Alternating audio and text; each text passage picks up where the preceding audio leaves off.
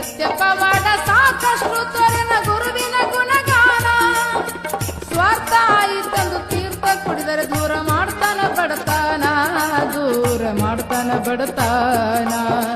ಮೋಕ್ಷಕ್ಕೆ ಸಾಧನ ಸುತ್ತ ನಾಡಿಗೆ ವಾಹಿನ ಮೋಕ್ಷಕ್ಕೆ ಸಾಧನ ಸುತ್ತ ನಾಡಿಗೆ ವಾಹಿನ